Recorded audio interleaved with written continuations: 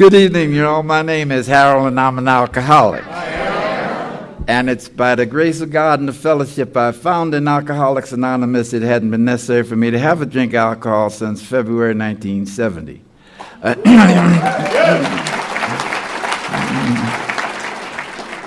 I take no credit for that. I had the extraordinary good fortune to walk into the rooms of Alcoholics Anonymous, and I sat down. I took advantage of everything that was being given away. Now, my home group is the Monday Night Back to Basics group in Annapolis, Maryland, which everyone knows is the best group in Alcoholics Anonymous. And I can't tell you how pleased I am to be here.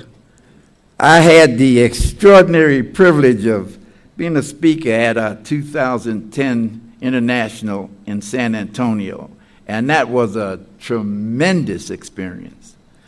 But I've been here for 5 days now, and I looked around this room, and the enthusiasm for Alcoholics Anonymous among this group is just extraordinary. You ought to give yourself a hand around.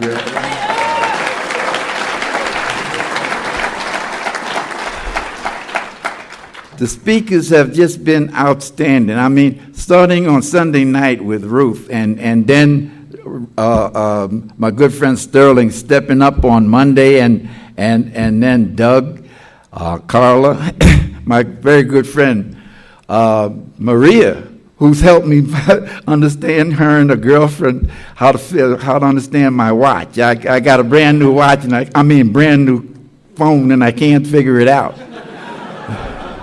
They've been helping me figure it out. It's incredible. I learned a long time ago the power's in our experience. The power's in our collective, in our individual experience, and that experience are in these rooms. If I have an idea and you have an idea, we each have one idea, but if I give you my idea and you give me your idea, we have two ideas. And I think that Bill Wilson had that in mind.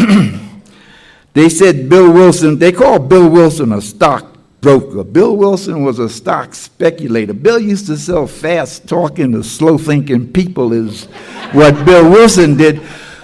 But God gave Bill a special gift. He gave Bill an insight. He allowed Bill to be able to look down the road and see what was coming. And he gave us three legacies that we can stand on today forever. And I think that that's the miracle of Alcoholics Anonymous. We live a day at a time, but our principles will last forever. I remember Ruth mentioning one of my favorite pamphlets, A Member's Eye View of AA. And one of the things that it's required reading for all my pigeons. One of the things he says is that nothing that we do in Alcoholics Anonymous is new. The principles that we share in Alcoholics Anonymous are as old as time itself. The reason they work are because they're true. They are true principles, and they will work for anyone. Best example of that, there's over 312-step programs that use our principles. So Alcoholics Anonymous is an extraordinary thing. I like to think of AA as a giant tapestry. If you ever look at a tapestry, on one side of it is a beautiful picture. But if you look behind it, you see 1,000 threads going in 1,000 different directions.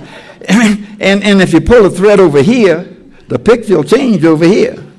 You pull a thread over here, the picture will change over here. And all those thousands of threads are the members of Alcoholics Anonymous, trudging that happy road. We're like a mosaic in progress. And I think that Alcoholics Anonymous, I remember reading years ago, a New Age writer named Aldous Huxley wrote a article.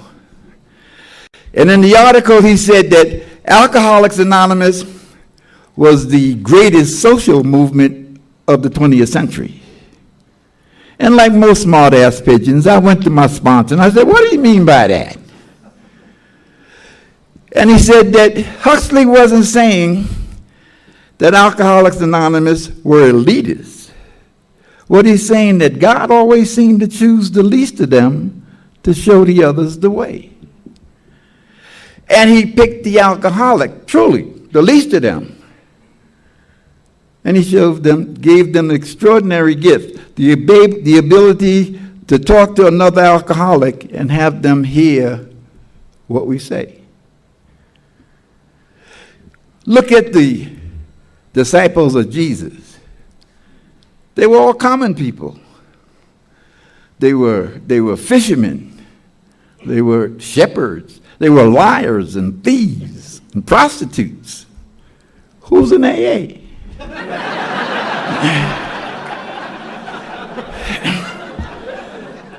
God chose the least of them, and he gave us this gift. We can talk to another alcoholic and have them hear what we say. And so we have a special challenge here in Alcoholics Anonymous. Bill Wilson once said, no one invented Alcoholics Anonymous. He believes that Alcoholics Anonymous started way back, 1932, over in Zurich. One of the foremost renowned psychiatrists in the world, Dr. Carl Jung, was treating a New York businessman named Roland Hazard. Treated him for a whole year. And he thought he had really solved his problem. He came back to New York, and within 6 months he was drunk. He went back to see Dr. Young, and Dr. Young, my experience, they're really, really great men and women, are very humble people. And Dr. Young told him, I've given you all my art, all my skills. There's nothing I can do for you. And Roland was devastated, and he said, there's nothing you can do? And Dr. Young said, now and then, once in a while, an alcoholic of your type has a spiritual experience, and his whole life changes. Well, Roland came back to New York.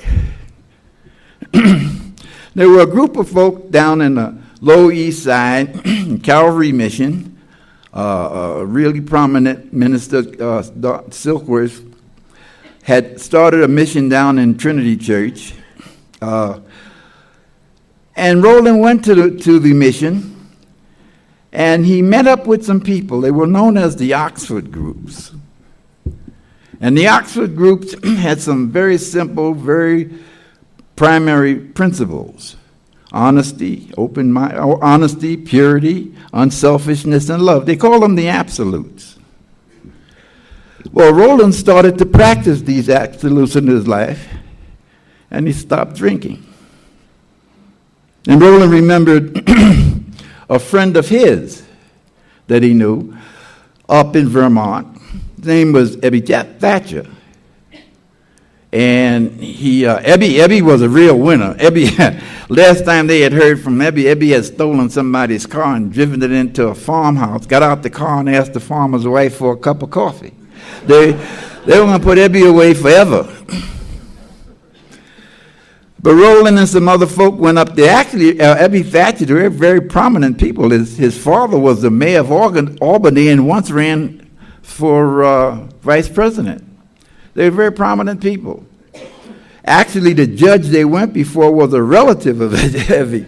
And so they let Ebby come back to New York with Roland, took him to the Oxford groups, and Ebby got sober. Then Ebby remembered a guy he used to know, a guy named Bill Wilson. Hadn't seen him for a while. And he had heard that Bill was having some trouble. And so he called him up. And Bill was living over on Clinton Street in Brooklyn and answered the phone, and Ebby asked if he could come over and see him. And Bill was kind of glad. He hadn't seen Ebby for a while. He had drank with them. They had hung out and done some pretty strange things together. Well, Ebby came to Bill's house. He sat at the kitchen table, and Bill pushed a bottle of gin across the table to Ebby, and he said, I'm not drinking today. And Bill said, well, What are you, on the water wagon? And Ebby said, no, I got religion. Well, that really shook him up. He said, what brand of religion did you get? Well, Ebby said, it isn't exactly a religion. I met up with some folk, and they gave me some simple ideas, and I don't have to drink anymore. And Bill was polite, and he asked them what they were. And he told them, you get honest with yourself. You talk it out with another person. You make restitution to people that you may have harmed. And you pray to whatever God you might know. And he left. Well, not long after that, Bill wound up in Towns Hospital again, not knowing it was for the last time. And old Doc Silkworth was standing on the steps.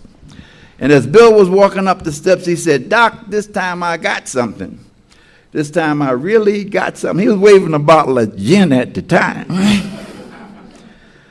Old Doc said, you better go on upstairs and lay down. Well, later that evening, Ebby came to see Bill again, and he didn't pontificate or preach. In fact, he waited until Bill asked him, what was that neat little formula you don't have to drink anymore? And Ebby told him, you get honest with yourself. You talk it out with another person.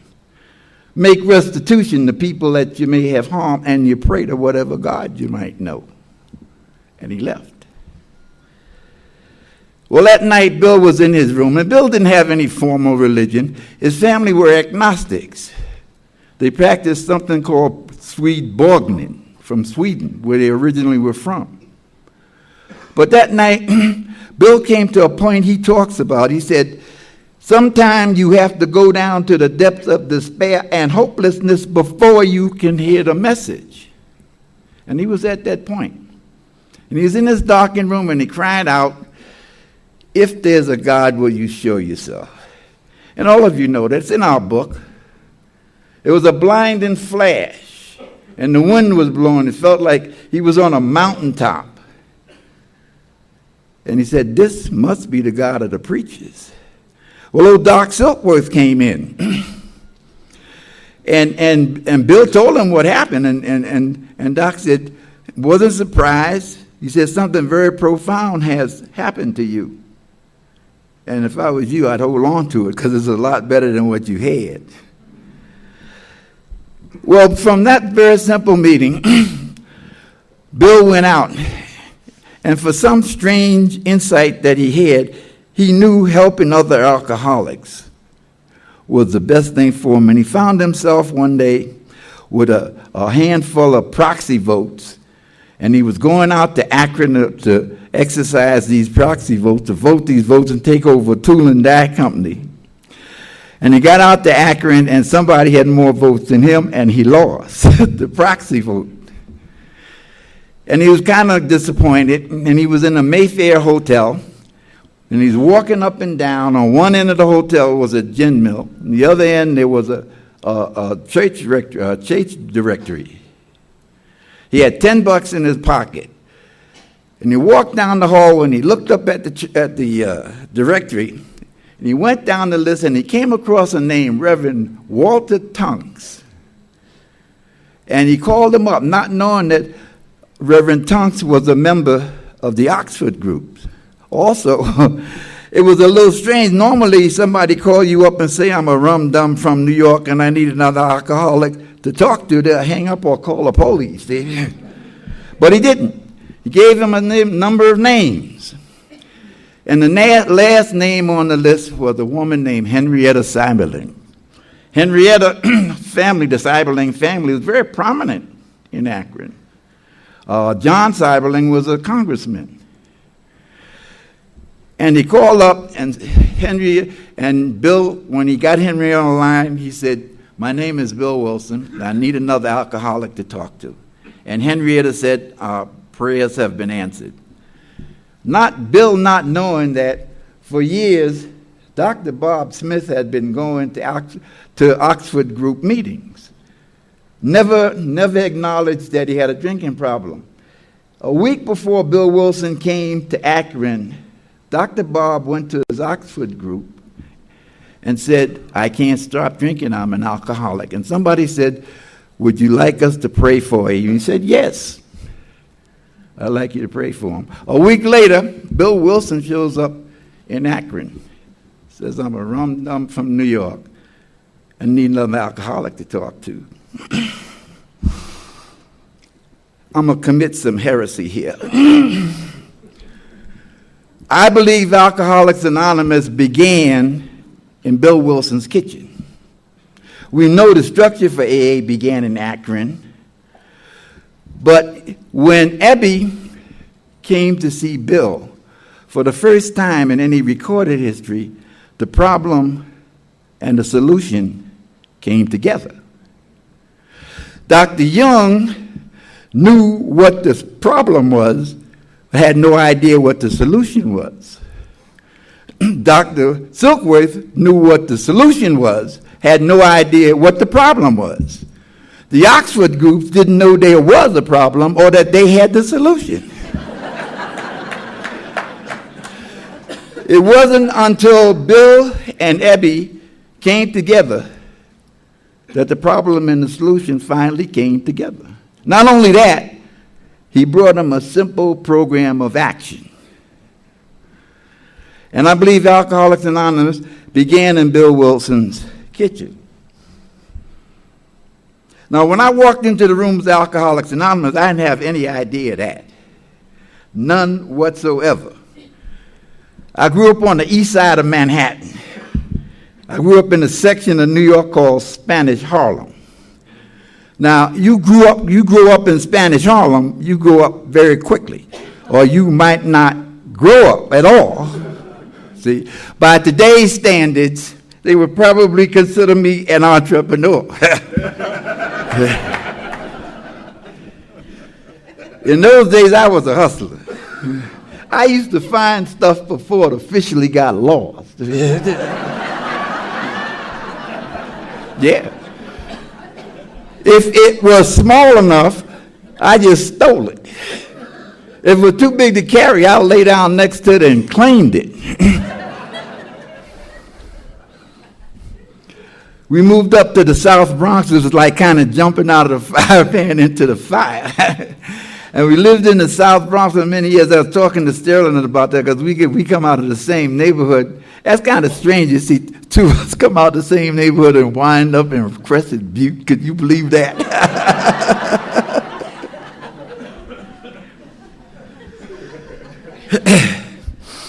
So I was up in, I never forget, growing up in the streets of New York, everybody drank.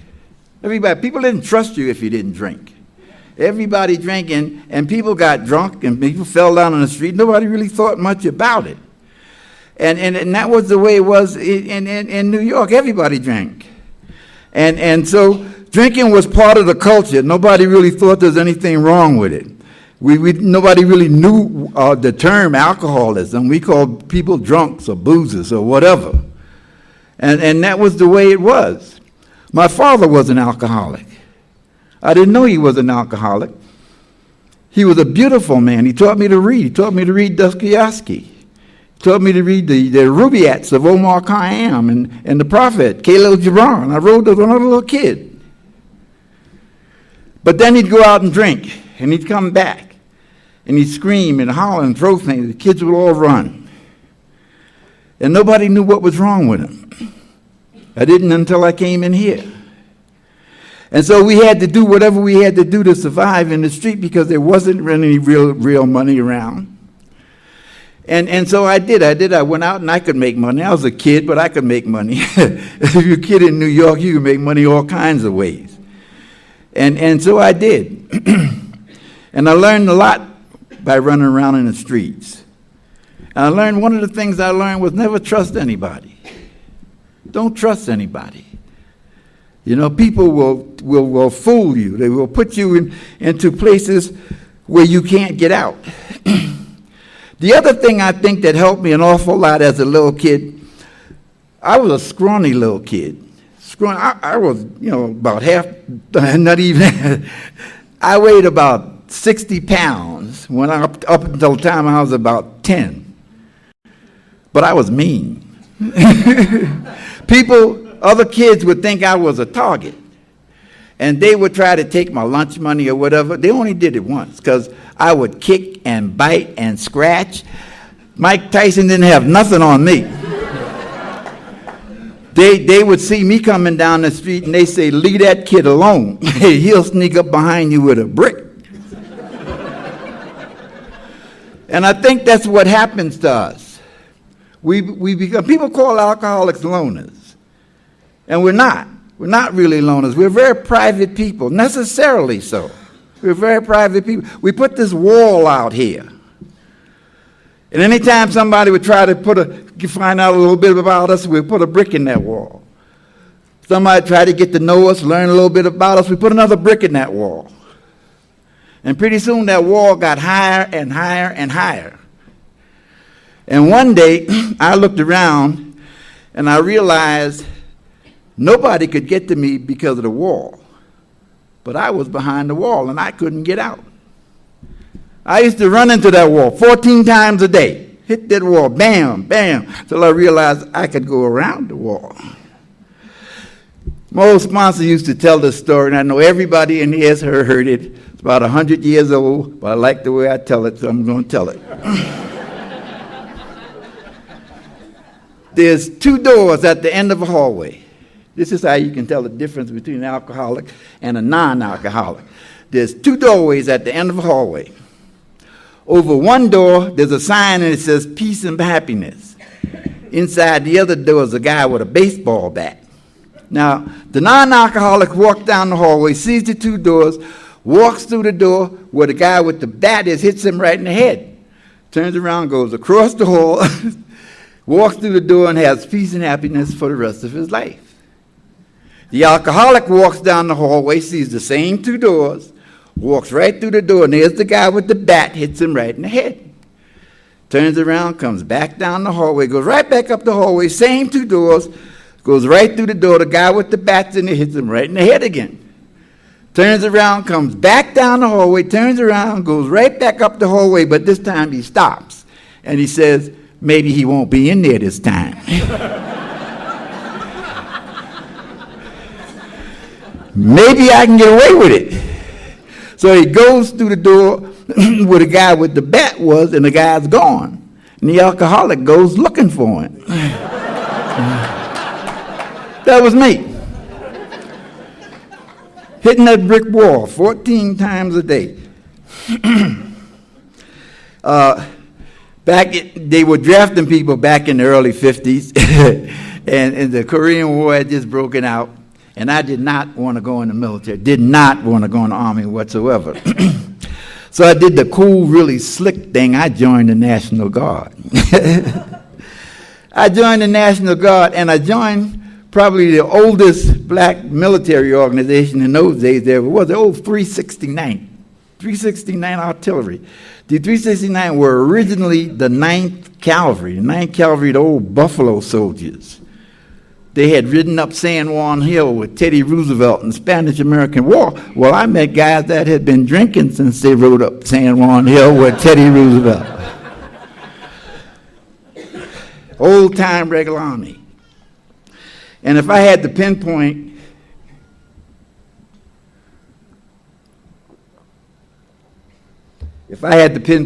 where my drinking really began and took off, it would have been there. Well, I was very good in high school. I had gone to a technical high school, and I knew electronics and electrical technology. And so when I got in the military, they sent me to schools. As a matter of fact, I went to guided missile schools almost the entire time my unit was on active duty. And the thing of it is that drinking was part of my culture then. And it continued. I would drink sometimes. We would be sitting around drinking, and you'd drink till you fell down, or till the cops came, or the place caught on fire, or something would happen to interfere with your drinking. And that's the way I drank. And I got in the military, I drank the same way. Well, what they did was they sent me down to way down in Texas. El Paso, Texas, down to Fort Bliss. I was stationed down to Fort Bliss, and And everybody knows that's right on the border of Juarez. And back in those days, you could walk across the bridge into Juarez, and they had a drink called Oso Negro Gin, Black Bear Gin. I never will forget it, 44 cents a quart. Buddy and I were wandering down the streets of Juarez, breaking gin bottles on the lamppost, which the Mexican police take a very dim view of.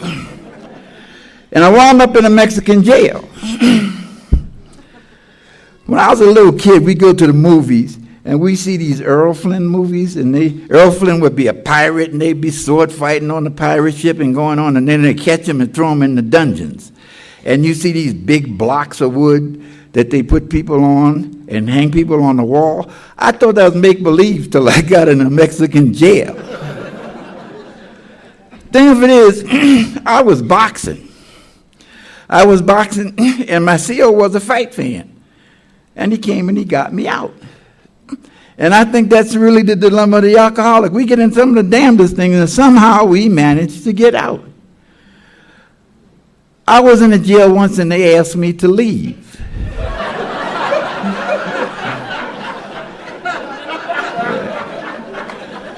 They asked me to leave. Little town, upstate New York, sitting on the curb, sucking out a wine bottle. Police came by, said, get in. Took me to their jail, brand new jail. They put me in the cell. I laid down, lit a cigarette, fell asleep, and the mattress caught on fire. Took me out, put me across the hall in another cell, lit a cigarette, fell asleep, the mattress caught on fire. Guy came in there and said, you have to leave. And they put me out. Fact is, I really didn't want to go. It never occurred to me how bizarre that was.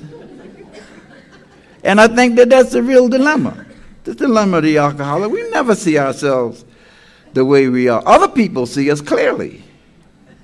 And we go down the road, and we go down that highway, and we never look back. The warning signs are there all along the way, but we can't see them. We have a cloud. We have a disease that says there's nothing wrong with you. Clancy says we have a disease of perception. We can't see what's wrong with us. And I think that as we go down that road, the cloud gets thicker and thicker and thicker, and we never see it until it's too late. And we either die or wind up in jail. And so I got out of that again. And then what happened was about that same time, the unit came off active duty. And the unit came off active duty, and I went back to the South Bronx. And I had a lot of good skills coming out of the military. I was a commissioned officer. I'm probably one of the few people that know how to arm a barometric fuse for a hydrogen warhead. They taught me how to do that. I often wonder what would happen if I was sitting at a console drunk one day. Hit the wrong button. None of us would be in here. So I got out the military. The unit got deactivated, came back to the South Bronx. And there didn't seem to be a big demand for people that knew how to arm barometric fuses. So I took a test, and I'm a good test taker. I wound up on the New York City Police Department. Now, I went through the academy, came out the academy in 60, and they put me right back in the same community that I grew up in. They put me right back in Central Harlem. I knew every dope dealer, every prostitute, every numbers. I could walk into any gin mill, any bar, anywhere and drink till I fell down. And people will cover for you. You'd always get covered for you. I remember I locked a guy up for being drunk once. And when time go to court, they had to carry me inside.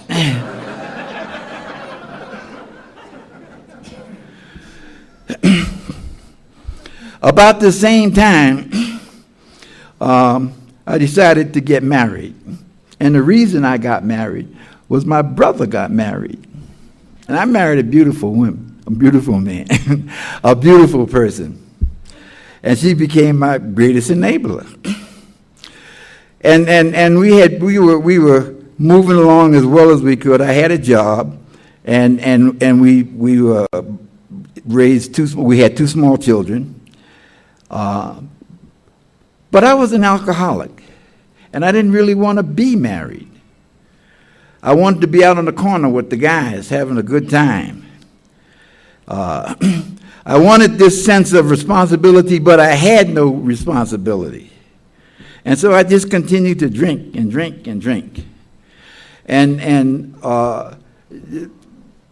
the things that happened, the things that would happen to me, or the same thing that happened to everybody else, I got into trouble. And I think that the alcoholic that gets into trouble, and the more he drinks, the more trouble he gets into, never really realizes that what's happening to him is beyond his control, that he can't stop. And subconsciously, we really want to stop, but we can't. We don't know how. And so I just continued to drink, and I got into trouble. Got in trouble on the job, got in trouble at home. Everywhere I went, I got into trouble. I remember once I owed a lot of money. I wasn't paying bills when they were supposed to be. And I used to get mail in the mailbox with the big red letters on the outside. It would say, "Pay up or die." And so one day it occurred to me, and if you can do this, you can take this disease to the moon. It occurred to me that it was all their fault. It was all their fault. And so I walked out of my house. Whenever I think about it today, I get terribly upset. I walked out of my house, a beautiful wife, family, children. I walked out of my house to find peace of mind. I wound up living in one room. And I remember I could wander around the streets and I could pick up a few dollars to drink. People knew I was on the job, and I could pick a few dollars up here and there. And after a while, I couldn't even do that. I was sleeping in a dirty basement. And one day I came to in that basement, and I looked around. And I saw I was dirty, filthy, I hadn't bathed. And I thought to myself, what are you doing in this basement? I come from a good family. I have a relatively good education. What are you doing here? And so I did what I always did when I got into a jackpot. I was going to pray. When I was a little kid, and I guess everybody, when you're a little kid and your mother said you're going to church, she could take you to church. So I went to church, and I listened very carefully to what the preacher said. And what I heard the preacher say was God was somebody you could make a deal with. Yeah, you do this for me, and I'll do that for you. And every time I prayed and I got in the jackpot, I prayed, and lots of times I got out of that jackpot. And so I prayed in the basement, and nothing happened. At least I thought nothing happened. I know today that God was right there. God hadn't gone anywhere. There is a line somewhere. There is a point beyond which God will not permit us to endure pain. We all reach that point at some time, and when some of us reach it, we die. When some of us reach it, we find our way into the rooms of Alcoholics Anonymous, but whether we die or whether we come here, God has arranged that we don't have to drink anymore. One of my favorite writers is a man named Walter Benton. In one of his writings, he says, "Our time is of days and hours, and as the clock hand turns, a circle closes in upon us, and a black, timeless night sucks us in like quicksand and receives us totally, without a rain check or a parachute or a key to heaven or a last long look." The alcoholic spirals down and down and down and down, and then for some inexplicable reason, God reaches in and plucks some of us out, sets us into the rooms of Alcoholics Anonymous. Occasionally, time to time, I read the other big book. One of my favorite books is the Ecclesiastics. And the Ecclesiastics write in their book, they say for everything there is a season and a purpose for everything under heaven. There's a time to be born and a time to die. We spiral down and down and down, and some of us die and some of us come here. whether we live or die, God's arranged that we don't have to suffer anymore.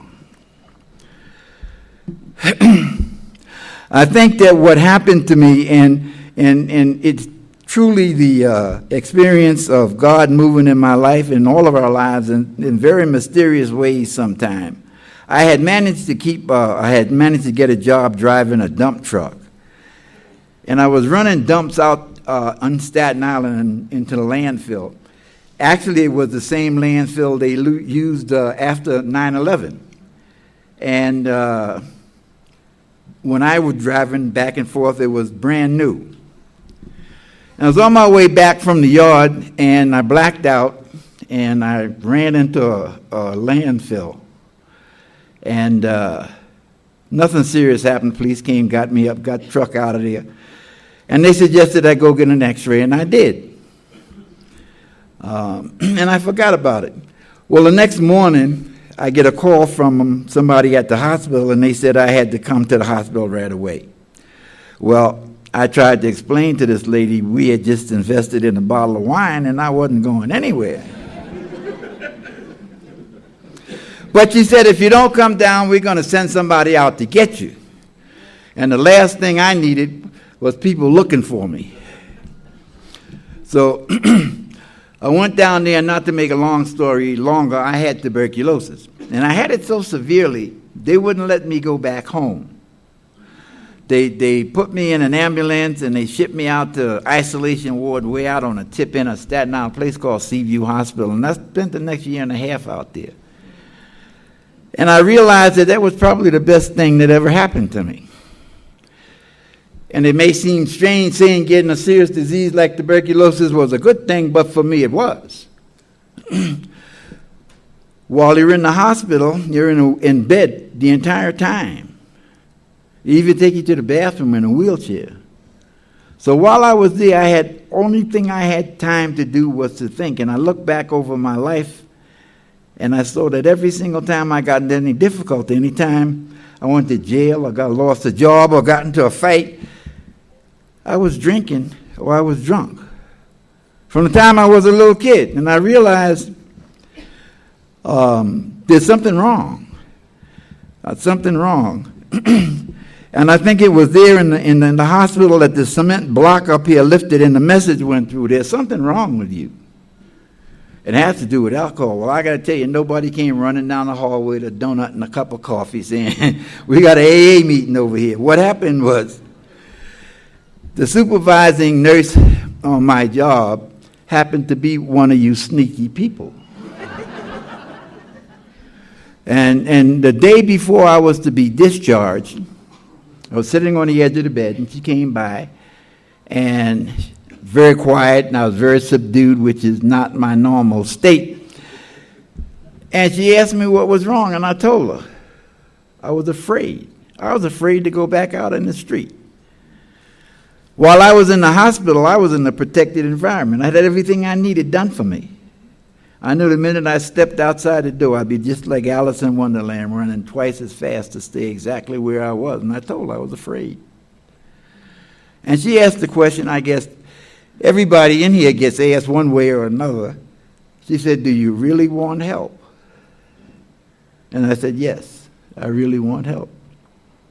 And she arranged for me to get to my first meeting of Alcoholics Anonymous. Now, I got to tell you, the John Birch Society started on the South Shore of Staten Island.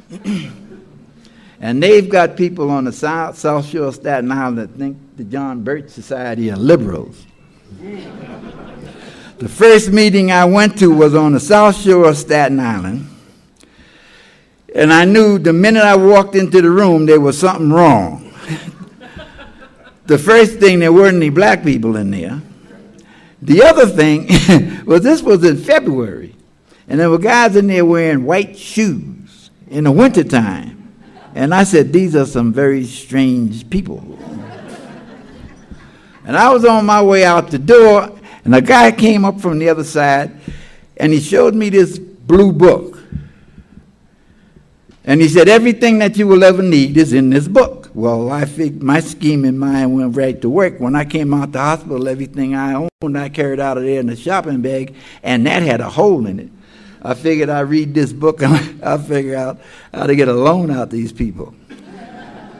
Well, I read the book, read it from cover to cover, and I came back, and his name was Ellie Andrews. God bless him. He died when I was 15 years sober. I used to call him my walking stick. I said, Ellie, I can't get a loan out of this book. And he said, yes, you can. And we started, he said that what you have to do is to accept the idea that you do not have the answers, that the answers are somewhere else. And if you read this book, you possibly will get it. He used to do that all the time. He would tell me, I would tell him things like, God bless him, I would say, I can't find a job. He said, well, you used to have a job. He said, I said, I don't feel well. He said, this may be as good as you'll ever feel. I said, I don't, he said, I can't stand. He said, well, sit down. He used to tell me on a regular basis stuff like, the 3 words you never want to hear an alcoholic say is, I've been thinking. He'd do that to me. He would tell me regularly, you do not have to read this book. You don't have to do these steps. You could do it when you come back.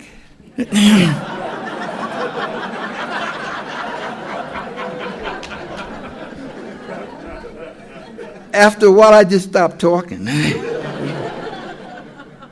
And what he said we were going to do, he said, we're going to walk through these steps and we're going to build an arch. And when that arch is completed, we're going to be able to step through into what he called the sunlight of the Spirit. And he told me that the key to the cornerstone of the arch is the first step because it tells us what's wrong with us. We're powerless over alcohol. That's the problem. The cornerstone is the solution. The cornerstone says we come to believe that there's a power greater than ourselves that can restore us to sanity. So if the problem is we have no power, the solution is find the power. And then the keystone in that arch is step 3. Anybody who's ever built the arch knows that all the other stones lay against the arch. And what the 3rd step tells us, we have to turn our will and our life over to care of somebody other than ourselves. And he gives us a very simple prayer to do that. And the essence of the prayer says, remove me from the bondage of myself. In other words, get me out of the way. I do not have the power. I need to find the power. And all the other stones lay against the arch. And we started to walk down this. And we went through all the turmoil and the frustration that everybody does walking through this process. And I can't think of anybody that I know that didn't have trouble doing it.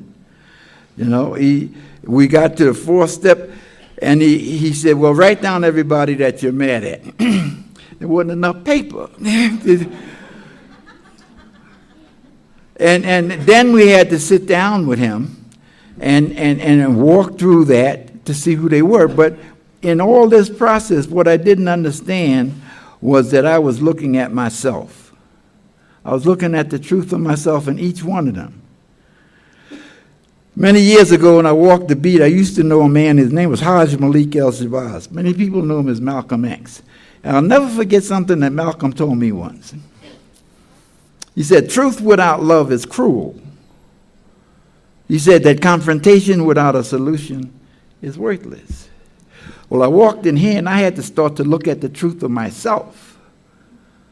But in here we do it with love and understanding and compassion. So when I confronted the truth of myself, there was a solution. Malcolm once said to me, no one can give you power. Power is something you have to take. And I walk in here and I pick up our book and I see Bill Wilson has written that the great reality, the real power, is deep down within each and every one of us. Then he goes on to tell us how to find it. Rid yourself of all bias, think honestly, and look inside yourself diligently. and the power will emerge. And the power that emerges is awesome. Awesome. I love to see women when they come to Alcoholics Anonymous. We have this kind of double standard in our society. A man can go out and get drunk, fall down, roll around in the gutter, get up the next day, put on a clean shirt and tie, and walk away. Nobody thinks anything about it. But if a woman does the same thing, somehow she gets marked. Somehow there's something wrong with her. There's like a demon on her shoulder that says, you have no worth. Somebody once said, can you kill the demon? No, you can't kill a demon, but you can educate him right off your shoulder. And we say to you, come to us. Let us love you until you can love yourself. And very soon, you see the change. And they begin to smile from in here and not with their teeth. And you know God is in his heaven and all is right with the world. And so we went through this process. And I began to change. I looked at myself. I saw who I was and what had happened. And we come to a point where he lets us make a decision. Do you want to stay? Do you want to change? Are you ready to have God remove those defects? And then he told me, I thought sure by that time, I could take care of this. I knew a lot. I had learned a little bit about myself. But he said, you can't change anything. What you can do is set up the conditions so a change can take place. A farmer can't grow anything. He sets up the conditions. He plants the seeds. He waters the soil. He sets the conditions so a change can take place. God will make the plants grow. A doctor can't heal anybody. He sets up the conditions. He can describe the medication, diagnose the illness. He sets up the condition so the change can take place. God will make the patient well. We can't change anything. We can set the conditions so a change can take place.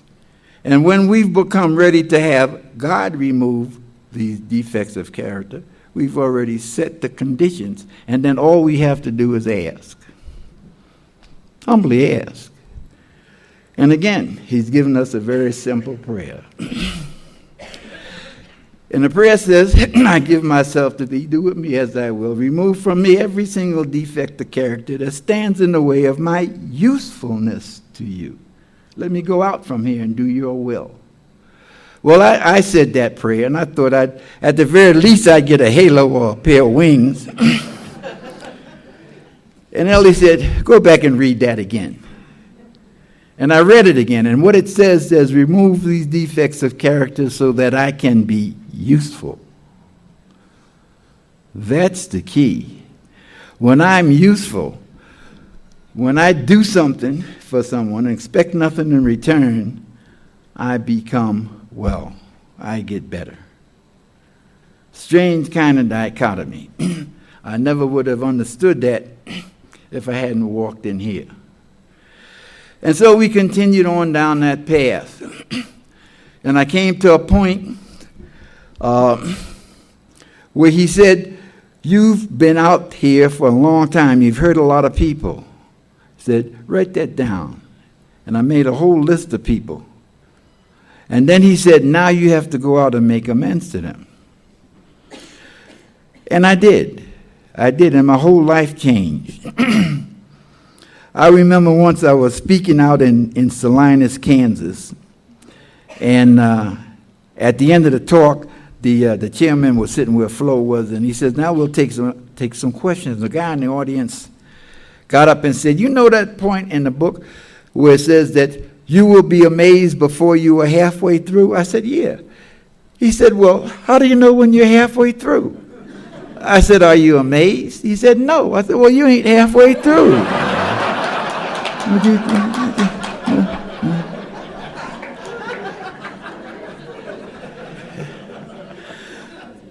It didn't occur to me that there was a lot of work that I had to do, even at that point, that it wasn't over. About the same time, my wife had developed cancer, breast cancer, and she died. And my children were my two boys were in foster care. And I was very, very unhappy about that. And I went going to Ellie and asking him, I said, I'm going to go and get my sons back. He said, but be very careful what you pray for. God wants to punish you, he'll answer your prayers. So I got my boys back. Two of them. And I spent the next 10 years raising both of them. And they're two beautiful, fine young men. And they're both police officers. And that ought to tell you something. They're both in AA. that ought to tell you something else. And they went through a lot of trials and tribulations. Their mother had passed, and I had to raise them as best I could. But I had the principles of Alcoholics Anonymous with me. And they saw what I did. I remember Malcolm once said to me, we're known by our deeds. We're judged by our conscious behavior. People know what we do. They see what we do. And my kids watched me. And they began to grow. They turned into fine young men. It wasn't easy, but we had the help of the hand of God. When I first came to AA, I had no idea what God really was. I had walked through all this process, and I still wasn't really clear on that. Didn't know what God was. And then I read in our book what Bill calls God, the great reality. God is everything. God is love, and God is life. There can be no love or life separate from God. I didn't understand that. The other thing I wasn't sure of, God wasn't out there somewhere. He was right here. All I had to do was reach in and take it out. You hear the expression around the room, we're here by the grace of God. And that's absolutely true. We are here by the grace of God. But the grace of God isn't out there. We were born with the grace of God. And our experience impacts us, and we convince ourselves that we're less than that. And as we come through this process, we find that we are really, truly perfect children of God, and we'll always will be. So we went through this process, and we came to this point, and I finally got my children back. And one day I was at a meeting of my group, and I went out to the restroom, and I came back, and I was a GSR.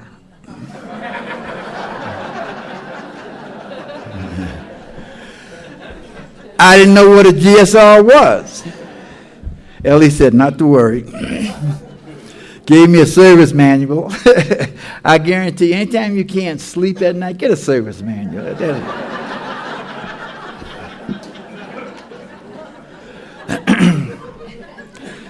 So I started walking my way through this service structure. I got elected. I was the first district committee member in Staten Island, first one ever. We only had 7 groups in the whole of Staten Island. And then one day, my service sponsor, who was actually the secretary to Bill for quite a while, said that there's a vacancy on the AA World Services corporate board. Put your resume in. Well, I really did not want to do it, but if you knew Jackie Solomon, you don't argue with her. So I did. Next thing I knew, I was director on the World Services corporate board. In case anybody doesn't know it, that's where your money goes. They do all the publishing, translation, all the rest of it. And at one point, I was chairman of the board. Me, drunk like me, handling all your money. So for 4 years, I was AA World Services. And then I was elected as a trustee on the board of trustees of Alcoholics Anonymous. And I had the rare experience of traveling around the world and seeing Alcoholics Anonymous in many, many places. I've traveled to many. I remember once I had gone up to a place in Scotland, a place called Glasgow, at the International. And I remember when I got into Glasgow, my host at the time was a man named Ray Magruder, and he owned 2 bars, 2 lounges, and he owned a red Rolls Royce. And he called me up and asked if I wanted to go on a 12-step call, and I'll never forget that. I said, yeah, sure. Went on a 12-step call with him, and it turns out to be the person we were 12-stepping was a member of parliament. I mean, it was unbelievable. Guy lived in this fantastic mansion. We walk inside, he was crawling around the floor, drunk as a skunk. I got to tell you, they puke just like we do. We gathered this guy up and carried him with us for about a week. We took him down to Blackpool, England. I'm not sure if the guy is sober today or not, but it was one of the most extraordinary experiences I ever had. And I traveled around and I saw instances of like that. We had a regional forum, and it was at the time the Berlin Wall came down, and we were translating our book into all the Eastern Bloc countries, Lithuania, Romania, Czechoslovakia. And we were all excited and very happy. And the regional trustee at the time asked, was there any questions?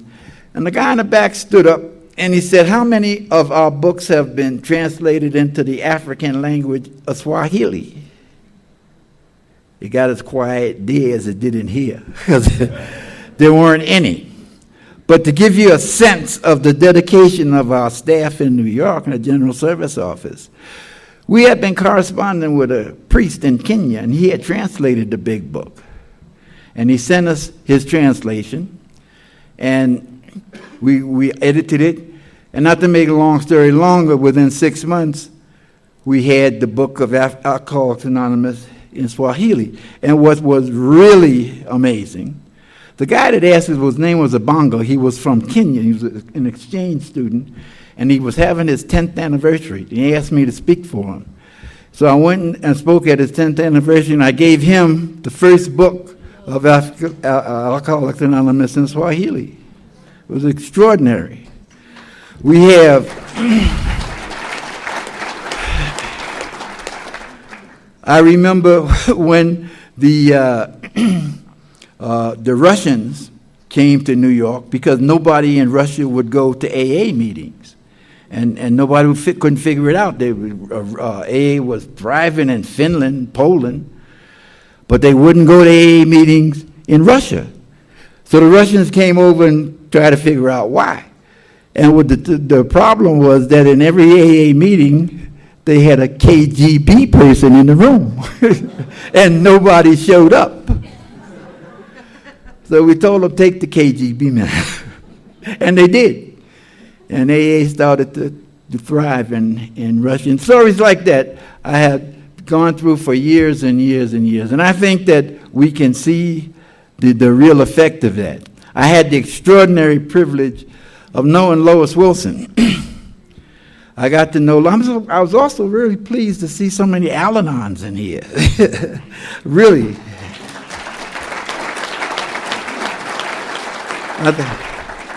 I love Al-Anon. Did you know Al-Anons have slips?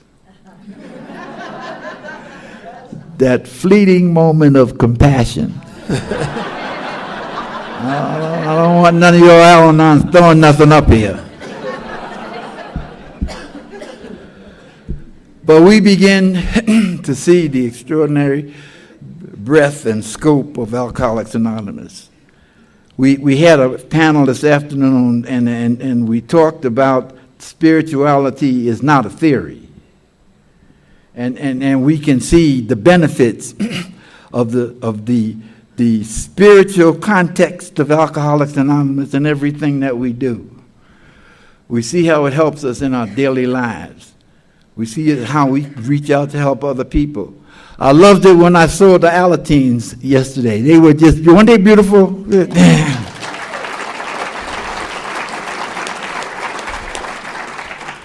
They brought a special message to us, because they're going to grow into successful, healthy people, and they're going to be able to carry our message.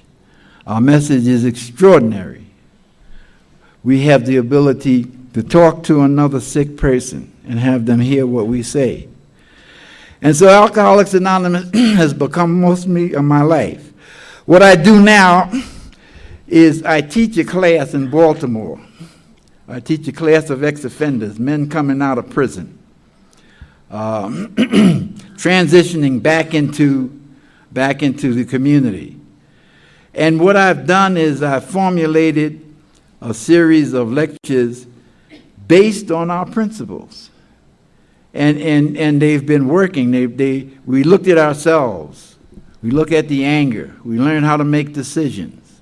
We can see that our experiences are responsible for the way we act. And the only thing that we can do is change the way we think.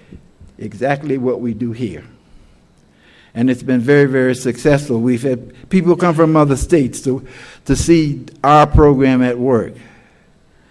The other thing I think that's really important, I've been boxing for a very long time. When I was a little kid, I started. I was mean, so my mother took me in a gym and made me learn how to do something other than get in trouble in the street. So I started boxing, and as I move around the country in various activities, I've started boxing gyms.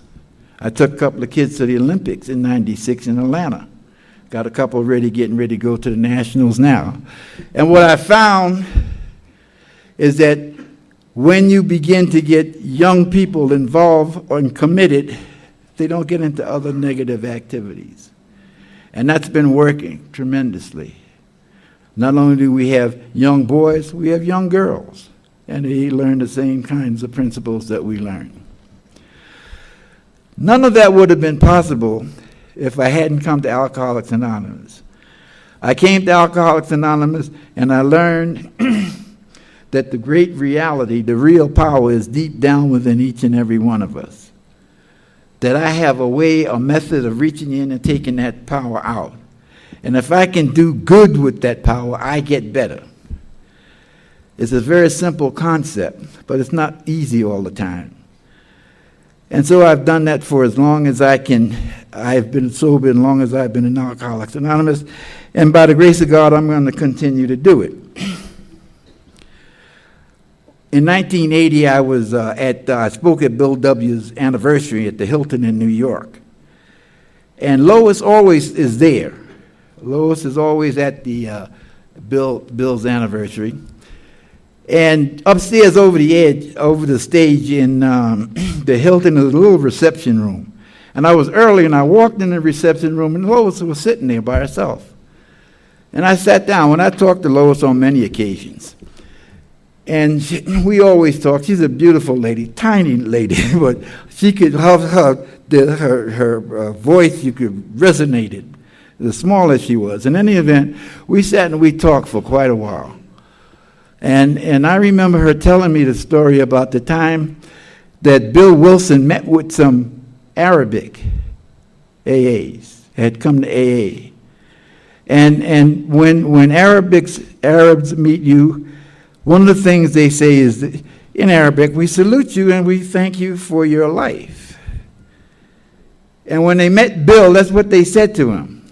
We salute you and we thank you for their lives. And what Lois says is that they had taken our message, the message that Bill wrote, the message that we passed on and on and on, and they put it into their lives, and they were saved as a result of it. And so when they saw Bill, they said, we salute you, and we thank you for your life. Every time I come to a gathering like we have here tonight, and I look around and see the breadth and scope and the success of the people who come here, and the potential for carrying this message on and on and on, and that's the real value that we have here, that we can make things better. I think of that. I think of what the Arabs said to Bill. And so I say to you, each and every one of you tonight, you are the message of Alcoholics Anonymous. It's your lives. It's your world. So I salute you, and I thank you for your life.